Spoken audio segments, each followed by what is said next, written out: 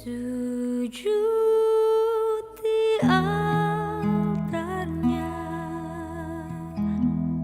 ku bawa hidupku,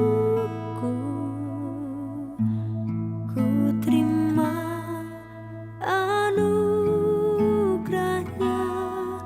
Dia ampuniku dan bebaskanku. Dia ubah hidupku, barui hatiku, sesuatu terjadi saat datang di altarnya.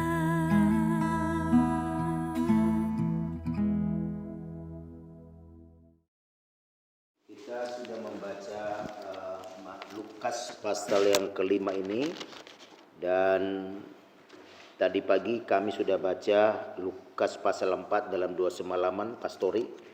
Maka di sana tentang Yesus mengalami pencobaan waktu dia puasa, dan juga Yesus waktu di Kapernaum dan di Nazaret pernah Yesus ditolak. Dan di pasal 5 adalah kita lihat perikop demi perikopnya. Perikop pertama tentang penjala yang dipanggil oleh Yesus, penjala ikan. Simon dan timnya adalah salah satu ahli untuk menjala ikan. Artinya mereka profesional soal menjala ikan. Tapi kali itu dengan keprofesionalnya, dengan keahliannya, mereka gagal. Ya, mereka gagal. Sepanjang malam kata Alkitab dari pasal 1 sampai pasal 11, mereka tidak dapat apa-apa. Satu ekor pun, jangankan ikan besar, ikan kecil pun tidak dapat. Mereka padahal ahli, dan sudah bertahun-tahun mereka ada di danau Genesaret itu. Ya, itu pekerjaan mereka setiap hari. Tapi kali ini mereka sepanjang hari bahkan sampai malam, satu ekor pun tidak dapat. Tapi Yesus tahu betul bahwa orang ini sedang membutuhkan Tuhan, sedang membutuhkan sesuatu. Itulah sebabnya Yesus mendatangi. Tetapi Yesus ini tidak langsung mereka langsung pilih, langsung ambil menjadi penjala manusia, enggak. Mereka sangat tahu apa yang akan mereka mulai terima dari Tuhan. Nah, pada saat itu Yesus mendatangi, tidak hanya dikatakan mari jadi ikut saya, tidak. Tetapi dikatakan mari tebarkan jalamu. Waktu mereka tebar jala itu, mereka menemukan luar biasa ya. Bukan hitungan ya, bukan hitungan lagi, tapi ada berapa perahu. Maka penuh perahu itu ikan. Padahal mereka sudah coba di tempat yang sama, ya.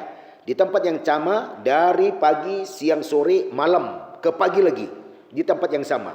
Bahkan lebih dalam lagi, mereka tidak temukan apa-apa. Tapi di tempat yang sama juga mereka tebar, tapi bedanya apa? Bedanya apa kata Yesus. Jadi dari perikop pertama ini ternyata benar kata Yeremia bahwa kita tidak bisa mampu mengandalkan kekuatan kita. Ya, maka dikatakan sana, terkutuklah orang mengandalkan kekuatannya, mengandalkan kemampuannya, tapi diberkatilah orang mengandalkan Tuhan. Nah, mulai mereka andalkan Tuhan ini. Maka kata Petrus di sana, karena engkau yang berkata, kami lakukan. Nah, jadi mereka lakukan, kita sudah baca tadi, luar biasa. Banyak sampai dikatakan takjub mereka karena banyaknya ikan itu. Itu perikop pertama. Jadi perikop pertama ini kita ambil intinya, bahwa kalau apa kata Tuhan kita lakukan, cepat atau lambat, perintah Tuhan itu akan mendapat kebenaran, akan mendapat janji. Itu pertama. Kedua, perikop yang kedua kita lihat di sana bagaimana Yesus menjumpai seorang yang kusta. Ya, sakit kusta adalah satu penyakit yang sangat dikucilkan di orang Israel. Ya, jadi kalau orang penyakit kusta itu mulai dari kepala sampai ujung kaki itu semua borok dan sangat busuk dan bau. Maka orang-orang penyakit kusta ini biasanya mereka itu dibuang, ya, ditempatkan di pinggiran kota, atau dengan kata lain mereka itu boleh dibuat di satu tempat terasing. Nah, betapa sedihnya orang kusta ini, sebab ini tidak boleh bergaul dengan orang, ini penyakit kusta tidak boleh bertemu dengan orang, dan ini juga tidak boleh bertemu dengan keluarga. Jadi tersingkirkan. Tetapi pada Yesus, setelah Yesus memberikan satu berkat bagi murid-muridnya, lalu mengajak mereka menjadi penjala manusia, maka terus Yesus ini berjalan dari satu Genesaret, berjalan terus. Tapi di tengah jalan di sebuah kota ketemu seorang yang penuh penyakit kusta. Nah, penyakit kusta ini, orang ini memberanikan diri sebab tidak boleh dia bertemu dengan orang. Tetapi kita lihat di sini, apa intinya kita lihat di sini? Orang kusta ini dikucilkan, disingkirkan, tidak dihiraukan orang, dibuang oleh keluarga, dibuang oleh masyarakat. Dan dia pun tidak pernah ingin supaya dia penyakit kusta. Tetapi kita lihat sangat berani dan dia tidak minder, ya, tidak merasa dia terasing. Dia memberanikan diri keluar dari perasingan itu ketika dia tahu Yesus masuk di satu kota. Nah, apa yang membuat sehingga orang yang kusta ini sakit? Satu saja kalimatnya, maka tersungkurlah orang kusta itu. Nah, jadi poin pertama tadi, perikop pertama, karena Tuhan yang katakan mereka lakukan, maka mereka mendapat ikan banyak. Yang kedua, kenapa orang sakit kusta yang susah disembuhkan? Ini adalah penyakit yang susah disembuhkan dan tidak ada ketemu obatnya, ya. Dokter apapun, obat apapun tidak tersembuhkan, ya. Nah, itu pada zaman itu. Jadi kalau ada orang sakit dibuang. Dianggap apa, saudaraku, kalau orang penyakit kusta? Dianggap orang ini kena kutuk. Jadi bukan karena virus, bukan karena satu wabah, tapi dianggap itu kena kutuk, maka dibuang. Kalau misalnya anaknya kena ini, orang tuanya buang. Kalau itu misalnya warga buang. Nah, tetapi Yesus sangat mengasihi. Yesus tidak akan merasa bahwa itu dari kusta itu akan menyebar ke tubuh Yesus, tidak. Tapi Yesus mendekati orang kusta ini, dia tahu bahwa orang ini butuh. Nah, apa yang membuat sehingga Yesus terkesima melihat orang sakit ini? Kita baca dikatakan ketika ia melihat Yesus, tersungkurlah ia memohon, Tuhan, jika Tuhan mau, Tuhan dapat mentahirkan aku. Ada dua di sana kita lihat. Pertama adalah dia tersungkur. Artinya dia tidak ada lagi jalan apa-apa selain hanya mohon belas kasihan Tuhan. Nah, kedua, dia terlalu yakin bahwa di dalam kehidupannya ini Tuhan sanggup menyembuhkan dia. Nah, itulah maka dikatakan jika Tuhan dapat mentahirkan aku. Ada di dalam batinnya iman yang luar biasa, ya, bahwa yang dia minta itu bukan kepada seorang yang sembarangan, tapi Tuhan yang berkuasa. Nah, itulah perikop kedua di mana dengan tersungkur. Seperti hari ini kita tersungkur di kaki Tuhan dengan apapun masalah kita. Mungkin kita bukan karena sakit kusta, tapi ada beban-beban yang kita boleh bawa di kaki Tuhan. Maka kita akan melihat nanti jawaban-jawaban dari Tuhan, apa yang boleh dijawab Tuhan dengan iman kita masing-masing. Itu perikop kedua. Perikop ketiga, ini juga bicara iman. Kalau di dalam Markus, di dalam Markus pasal 2 itu, di mana ada orang yang sakit di sana, ya. Kalau di sana itu dikatakan yaitu sakit di mana lumpuh orang itu, ya. Nah, dia tidak bisa mendatangi di mana Yesus sedang berkhotbah di satu rumah. Lalu ada orang 4 orang. Kalau di sini tidak disebut 4 orang, tapi di Markus pasal 2 itu disebut ada 4 orang yang simpati kepada orang yang sakit lumpuh ini. Karena dia tidak bisa jalan, dia ingin supaya dia bisa datang ke rumah itu. Di rumah itu Yesus sedang berkhotbah. Nah, kita lihat di sini, inilah disebut namanya kerjasama kepedulian, ya. Nah, siapa yang 4 orang ini? 4 orang ini bukan saudara, 4 orang ini bukan siapa-siapanya orang yang lumpuh ini, tapi 4 orang ini punya hati nurani. 4 orang ini punya empati yang luar biasa. Bukan empati yang basa-basi, tapi satu kepedulian bagaimana supaya orang ini tertolong. Tahukah saudara, rumah itu penuh. Sampai di gerbang, sampai di pintu, tidak bisa masuk ke dalam. Tapi 4 orang ini menggotong satu mungkin seperti apa namanya itu, segi 4, ya.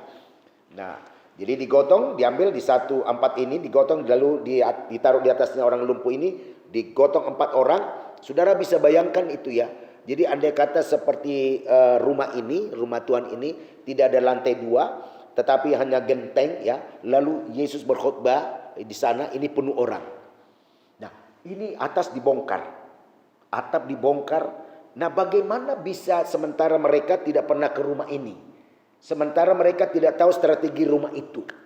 Bagaimana bisa mereka tahu persis dia bisa jatuh, dia bukan dijatuhkan, diulurkan pelan-pelan. Diulurkan pelan-pelan karena pakai tali. Orang lumpuh ini persis di depan Yesus. Itu luar biasa, ya. Itu bukan sembarang usaha, tapi karena niat hatinya baik, niat hatinya murni, niat hatinya menolong orang tanpa imbalan, tanpa apa-apa. Hanya satu empati yang ada satu tindakan. Ya bisa, bagaimana tidak dikasih tahu berapa meter itu panjang rumah, berapa meter itu lebar rumah. Tapi ketika mereka ambil dari samping rumah, mereka nggak tahu gimana cara mereka itu bisa digenteng, mengangkat, tidak jatuh. Ya, itu sangat berat ya. Untuk bagaimana, sedangkan seorang tukang cat saja kalau naik di lantai 2, maka harus ada berapa orang untuk mengangkat cat itu. Nah ini 4 orang. Itu cat paling berat itu paling bisa diangkat 5 kilo. Tapi ini orang berapa kilo, Bapak Ibu Saudara. Tapi dikotong tidak boleh miring, tidak boleh juga di sana lebih tinggi. Harus sama. Diangkat ke atas, ke genteng, dari genteng itu dibuka. Nah saya nggak tahu apakah genteng itu punya plafon, tidak diceritakan di sana. Tapi genteng itu dibuka pas di depan Yesus diturunkan. Jadi kalau misalnya orang sakit itu persis turun pelan-pelan. Dan waktu Yesus sedang berkhotbah, Yesus langsung berhenti. Kita lihat dari sini, Yesus langsung berhenti di sana, langsung Yesus berstop dulu. Ya, stop dulu dalam khotbahnya, dia berhenti sejenak, ya, baru disembuhkan orang ini. Kenapa? Yesus melihat usaha 4 orang ini luar biasa. Dan Yesus juga melihat iman orang ini luar biasa. Maka ditertarik. Nah, saudara, Yesus ini hanya tertarik kepada orang-orang yang memiliki iman yang luar biasa. Yang tidak kadang-kadang bisa dibuat-buat. Nah ini orang ini kesungguhan. Nah itu kita lihat. Nah kita belajar dari sana bagaimana orang ini tidak putus asa. Ya, tidak putus asa, berusaha. Nah sama seperti apa yang sedang terjadi hari-hari ini ya. Nah kita menghadapi COVID-19 ini, menghadapi situasi, yang penting kita jangan sampai putus asa. Kita terus datang tersungkur seperti orang yang sakit kusta tadi. Tersungkur di kaki Tuhan. Dan kita percaya Tuhan akan bisa menolong kita di tengah-tengah wabah ini. Nah bagaimana 4 orang dan orang yang sakit lumpuh ini berusaha. Mereka cari Tuhan. Nah kalau kita lihat semua ini intinya ini adalah orang-orang yang berusaha cari Tuhan.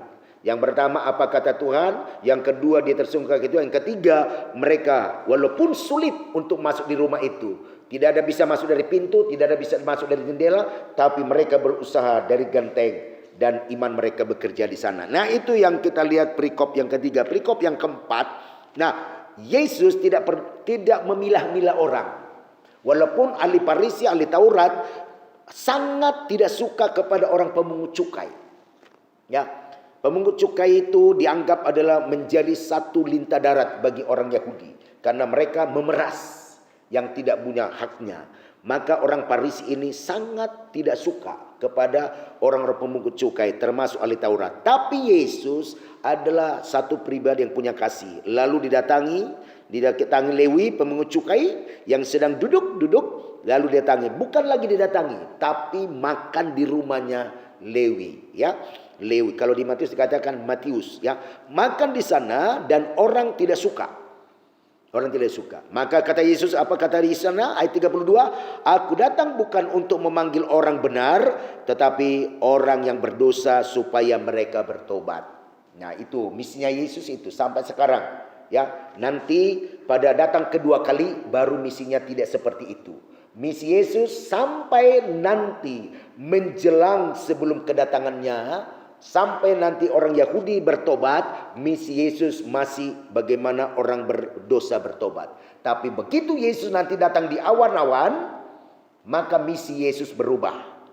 Tidak lagi mencari orang berdosa, tetapi mencari orang benar. Itu misinya. Dan menghakimi orang-orang. Kenapa? Allah sudah berikan dalam Yesus Kristus 2000 tahun kesempatan untuk orang bertobat. 2000 tahun diberikan kesempatan untuk cari Tuhan. 2000 tahun orang diberikan Tuhan untuk kembali kepada firman. Nah, kalau 2000 tahun tidak juga ada orang bertobat, maka kata Alkitab banyak terpanggil, sedikit yang terpilih. Nah, tinggal kita bagaimana menanggapi. Nah, kita semua di waktu walaupun masa sulit, masa yang paling sulit mungkin kita hadapi. Ya, tetapi jangan sampai kita nanti kita tertolak, ya.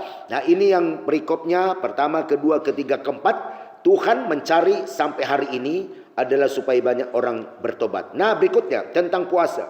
Nah, tentang puasa, orang-orang Farisi juga berkata kepada Yesus, "Kenapa orang murid-muridmu itu tidak berpuasa, sementara kami orang Farisi berpuasa?" Kata Yesus, singkat saja, simple aja. Selagi ada mempelai itu, kata di Matius, tidak perlu mereka puasa. Kenapa? Karena aku masih ada bersama mereka. Nanti kalau saya sebagai Tuhan sudah tidak ada lagi naik ke surga, kira-kira begitu bahasanya, maka murid-murid itu berpuasa. Jadi ini dengan kata lain, orang Farisi ini cari-cari kekurangan, cari-cari kelemahan, ya, tentang Yesus, tapi tidak ketemu. Yesus selalu ada tanggapannya. Nah, itu yang kelima. Yang keenam, bagaimana dikatakan di sana juga di poin ke-6 pasal 6 ini, bagaimana orang Farisi juga mencari-cari kelemahan Yesus tentang memetik gandum pada hari Sabat, ya. Nah, orang Yahudi itu sama dengan sekarang orang Advent, ya. Hari Sabtu itu tidak boleh memasak, hari Sabtu itu tidak boleh bekerja, hari Sabtu itu semua kalau boleh mereka di gereja, baca Alkitab, nyanyi dari pagi sampai malam, ya. Nah, dari pagi sampai malam. Saya ketemu satu pelayan di salah satu gereja Advent. Nah, dia tinggal di daerah Karawaci. Lalu saya ngobrol-ngobrol, padahal dia bukan pendeta. Lalu saya tanya, "Pak, suka melayani di Advent?" "Iya, saya salah satu pelayan di Advent," kata dia. "Lalu bagaimana di Advent itu untuk ibadah?" "Kami ibadah pagi, nanti jam 8 sampai jam 10. Setelah itu pulang." "Enggak. Kami tidak boleh masak, istri tidak boleh masak, tidak boleh bekerja. Jadi ngapain? Ya kami di rumah itu makan apa adanya di sana, tetapi tidak boleh melakukan kegiatan. Jadi nyanyi baca Alkitab, nyanyi baca Alkitab." Nah, itu mereka. Itu seperti orang Yahudi, orang yang melakukan hari Sabat. Nah, Yesus katakan di sana bahwa Yesus datang, itu kan hukum Taurat. Hari Sabat itu hukum Taurat. Jadi hari Sabat Sabtu itu hukum Taurat. Maka Yesus katakan, "Aku datang menggenapi hukum Taurat." Bukan meniadaki, artinya bahwa kalau ada hal-hal tertentu seperti dikatakan, bagaimana ia masuk dalam rumah Allah, mengambil roti sajian lalu memakannya, memberikan kepada pengikutnya. Padahal roti itu tidak boleh dimakan kecuali imam. Kata Yesus lagi kepada mereka, anak manusia adalah Tuhan atas hari Sabat. Jadi Yesus itu menjadi hari Sabat, bukan harinya. Yesus menjadi hari Sabat itu. Itu yang perikop berikutnya. Berikutnya, Yesus menyembuhkan juga ditentang karena Yesus menyembuhkan hari Sabat. Jadi nggak boleh ngapa-ngapain.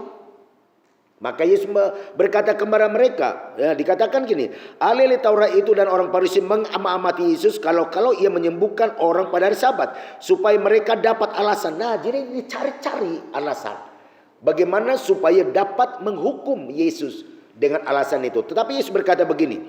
Tetapi Yesus mengetahui pikiran mereka lalu berkata kepada mereka, kepada orang, karena ada di situ sebelah kanannya mati tangannya tidak bisa bergerak. Lalu kata Yesus gede gini. Nah, dikatakan, lalu Yesus berkata kepada, aku berkata kepadamu, manakah diperbolehkan berbuat pada hari Sabat, berbuat baik atau berbuat jahat, menyelamatkan nyawa orang atau membinasakannya? Sesudah itu memandang keliling mereka, lalu berkata kepada orang sakit itu, ulurkan tanganmu. Maka dibuat demikian orang sakit itu. Jadi orang ini cari-cari masalah, ya. Nah, walaupun sepertinya bertentangan dengan aturan-aturan hari Sabat, tapi Yesus lebih peduli menyelamatkan orang yang mengalami sakit, ya. Nah, itu kan aturan manusia, itu bukan aturan Tuhan itu. Itu kan hukum Taurat yang dibuat oleh manusia, ya, manusia. Nah, jadi aturan manusia itu. Sementara menyembuhkan orang sakit ini aturan Tuhan. Menolong orang yang sakit tangannya. Nah, maka dikatakan Sabat itu saya. Nah, maka Yesus kata. Nah, berikutnya setelah itu setelah disembuhkan itu barulah Yesus memilih murid-muridnya 12 rasul. Setelah itu lalu Yesus mengajar menyembuhkan banyak orang sakit, ya. Di ayat pasal 6 ayat 17 ada di situ beberapa orang dan semuanya berusaha. Nah, dikatakan sana Yesus ini berusaha, semua orang yang banyak di situ berusaha menjamah dia karena ada kuasa keluar. Nah, semua orang ini, bagaimana orang-orang sakit ini berusaha menyentuh jubahnya Yesus, menjamah jubahnya Yesus. Nah, saya sudah pernah terangkan itu di renungan pagi. Jubah itu adalah rumbai-rumbai. Jadi jubah itu seperti ini. Jubah itu ada segi 4. Ya, ujung-ujung 4. Jubah Yesus itu di ujung-ujungnya itu ada 4. Nah, itu disebut rumbai-rumbai. Nah, rumbai atau jubah Yesus ada 4. Nah, orang ini memegang rumbai-rumbai jubah Yesus. Dipegang aja merasa ada kuasa dari tubuh Yesus. Lalu orang sakit banyak disembuhkan. Hanya memegang. Kenapa? Karena orang memegang itu diyakin dengan iman. Ini masalah iman. Bahwa ketika seperti 12 tahun penyakit pendarahan, asal ku jamah saja jubahnya Yesus, aku sembuh. Nah, benar. Nah, dia jamah walaupun tertati-tati, walaupun merangkak karena pendarahan terus ibu ini. Sudah berusaha ke dokter, sudah berjuang, sudah habis hartanya, tapi tidak sembuh pendarahan itu. 12 tahun lamanya. Tapi dia merangkak menjumpai Yesus, dia pegang, disentuh rumbai atau jubah Yesus. Maka Yesus merasa ada kuasa mengalir dari tubuhnya. Mengalir. Lalu orang yang sakit 12 tahun itu sembuh. Nah, demikian juga di Lukas ini ada banyak. Nah, rumbai itu dalam Keluaran, dalam Ulangan, rumbai itu adalah peringatan firman Tuhan yang diingatkan bagi kita untuk kita lakukan. Itu arti rumbai. Ya, atau jumbai. Nah, jubah itu kan kita tidak bisa lagi kita menyentuh. Lalu kita minta pertolongan, masa kita mau cari jubah Yesus? Yesus sekarang sudah di sorga. Nah, mana bisa kita temu lagi jubah Yesus? Sebab kita katakan asal ku jamah jubah Yesus, aku sembuh. Nah, ketika kita sakit mau cari jubah Yesus nggak ada lagi. Nah, lalu apa artinya jubah itu? Jubah itu artinya rumbai. Rumbai itu artinya peringatan firman Tuhan. Itu dikatakan perjanjian lama. Untuk kita lakukan firman-Nya, maka di situ kita mendapat pertolongan. Itu artinya jumbai atau rumbai. Ya, puji Tuhan. Itu saja. Lalu di sana, di seterusnya, lalu di pasal 6 ayat 20 seterusnya tentang kalau di pasal 5 itu berbahagia. Khotbah Yesus itu ya. Nah, berbahagia. Kalau di sini kan masih ada celaka, ada pasal 25, tapi kalau di Matius berbahagia. Kata berbahagia terus ya. Nah, itu yang berikutnya. Lalu berikutnya di pasal 6 ayat 27. Nah, itu dikatakan tetapi kepada kamu mendengarkan aku berkata kasihilah musuhmu. Nah, ini sepertinya kontradiksi ya. Kita disuruh mengasihi musuh, sementara orang itu buat kesal kita, buat kita marah, buat kita nggak enak. Nah, tetapi Alkitab berkata, firman Allah, khotbah Yesus berkata, supaya orang yang membenci kamu itu engkau kasihi. Nah, ini bicara kasih ya. Kalau tadi bicara iman, bicara mujizat, bicara iman, bicara mujizat. Nah, sekarang ini bicara bahagia. Kembali ini bicara kasih. Ya, ini memang berat. Tapi kita harus berusaha dengan tuntunan Roh Kudus ya. Untuk kita, sebab dikatakan berilah kepada setiap orang yang meminta kepadamu, jangan meminta kembali orang yang mengambil kepunyaanmu. Jadi dengan demikian berilah kepada orang yang orang itu tidak bisa memberi apa-apa kepadamu, maka upahmu dapat di sorga. Tapi kalau engkau memberi kepada seseorang, orang itu bisa membalas pemberianmu itu, maka itulah upahmu. Nah, tapi kalau engkau memberi sesuatu yang tidak bisa orang itu berikan kepadamu dengan apa yang kau beri, itu pengertian ayat ini, maka upahmu dari sorga. Ya, itulah sebabnya, itu artinya ini, dan sebagaimana kamu kehendaki supaya orang berbuat padamu, perbuat juga kepadamu, itu biasa. Kalau orang baik berbuat sama kita orang baik, itu biasa. Ya, orang tidak kenal Tuhan pun bisa menurut ayat ini. Tapi bagaimana kalau orang jahat kita berbuat baik sama orang jahat? Nah, itu baru luar biasa ya. Nah, itu seterusnya nanti lanjutnya baca di rumah. Dan seterusnya ayat yang ke-37 ini. Jadi sedikit agak berlawanan ya. Di sisi lain mengasihi, di sisi lain jangan menghakimi. Nah, makanya dikatakan sana oleh firman Allah, nah, jangan kamu menghakimi karena kamu pun tidak akan dihakimi. Jangan kamu menghukum maka kamu tidak dihukum. Nah, dikatakan tapi masuk ke ayat berikutnya agak lain ya. Berilah maka kamu akan beri suatu takaran yang baik, dipadatkan, digoncang, ditumbahkan. Di luar dicurahkan riba-ribamu, sebab ukuran yang kamu pakai mengukur akan dikurkan kepadamu. Nah, jadi memberilah dengan sukacita, memberilah semua dengan ukuran-ukuran takaran-takaran firman Tuhan, bukan takaran kita. Kalau takaran kita berat, ya, kita memberi dengan takaran kita pasti berat, karena kita semua pasti butuh. Tapi bagaimana kita memberi dengan ukurannya Tuhan? Sebab yang diukurkan Tuhan itu adalah sesuai ukuran Tuhan, bukan ukuran kita. Nah, itu berat memang, tapi ini karena firman. Maka dikatakan sana, Yesus mengatakan suatu perumpamaan, dapatkah orang buta menuntun orang buta? Nah, sehingga lebih dikatakan akan semua bisa jatuh sama-sama. Nah, seterusnya, lalu dikatakan lanjutan tadi, ya, lanjutan tentang menghakimi, ya, lanjutan. Jadi pasal tadi itu terpotong oleh tentang memberi, lalu dilanjutkan lagi pada ayat 41. Mengapa kamu melihat selumbar di mata saudaramu sedangkan balok di matamu? Ini tentang menghakimi. Kenapa? Kecil saja kesalahan orang lain kamu bisa tahu, tapi kesalahanmu yang besar kamu tidak tahu. Selumbar itu lebih halus dari benang. Lebih halus dari benang itu selumbar. Lebih kecil, ya, lebih kecil dari benang. Dan hampir-hampir mata tidak bisa melihat. Itu selumbar. Hampir mata tidak bisa melihat. Ya, sangat halus itu selumbar. Nah, kalau ada di bawah benang, masih ada di bawahnya, itu selumbar. Tidak bisa kita lihat, tapi artinya kesalahan orang kecil saja bisa kamu tahu. Tapi kesalahanmu itu balok, artinya kesalahan matamu, sedangkan balok di dalam matamu sendiri engkau tidak bisa ketahui. Bagaimana engkau dapat berkata kepada saudaramu, saudara, aku mengeluarkan selumbar di dalam matamu, padahal balok di dalam matamu tidak engkau lihat. Hai orang ini disebut orang munafik. Hai orang munafik, keluarkan dahulu balok di matamu, maka engkau akan melihat jelas. Ya, jelas untuk mengeluarkan selumbar dari mata saudaramu. Nah, ini tentang menghakimi. Nah, jadi ini tentang firman. Terus selanjutnya baru tentang pohon. Dikatakan pohon yang baik pasti menghasilkan yang baik. Jadi apa yang kita lakukan? Karena itu ayat 45. Orang yang baik mengeluarkan barang yang baik. Tetapi perbandaran. Nah, ini tergantung hati. Ya, hati. Ini bicara hati. Jadi apa yang ada di hati ini cepat atau lambat akan keluar aslinya. Ya. Dasar aslinya yang baik pasti kapanpun pasti baik. Tapi dasar memang di hatinya tidak baik, sepandai-pandai tupai melompat satu kali akan jatuh.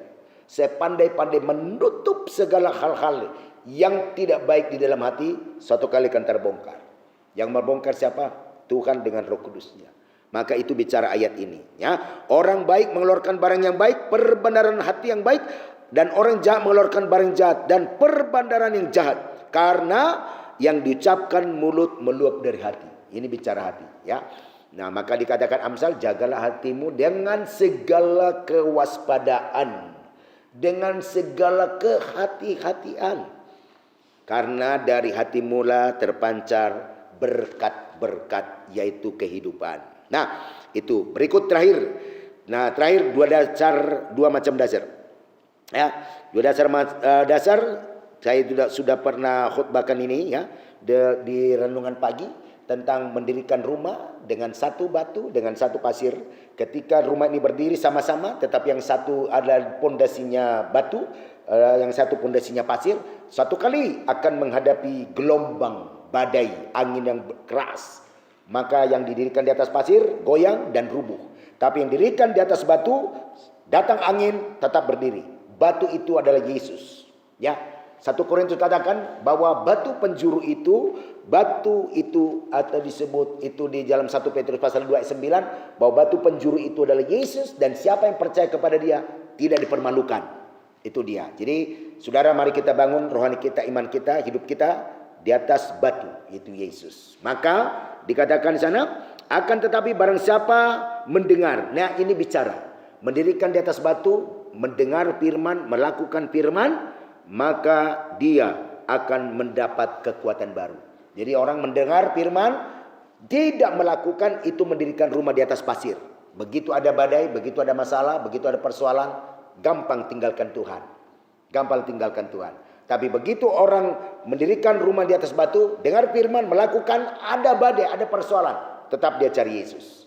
Sebab apa? Pondasinya kuat. Nah, inilah penerangan-penerangan atau wejangan-ujangan dari uraian-uraian kedua pasal ini yang kita boleh sama-sama sudah baca.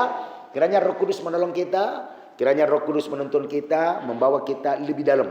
Mungkin batasan yang boleh saya sampaikan mungkin terbatas, ya. Mungkin tidak begitu lebih mendalam, tapi doa saya Roh Kudus lebih memberikan pendalaman yang lebih dalam untuk pemahaman ayat demi ayat dan pasal demi pasal yang kita baca pada siang hari ini. Bila hati terasa berat, tak seorang pun mengerti bebanku. Ku tanya Yesus, apa yang harus ku buat? Dia berfirman, mari datanglah. Dia selalu pedulikan aku. Ku datang Yesus, Dia pikul segala bebanku. Sujud di altarnya, ku bawa hidupku. Ku terima anugerahnya, Dia ampuniku dan bebaskanku. Dia ubah hidupku, barui hatiku. Sesuatu terjadi saat datang di altarnya.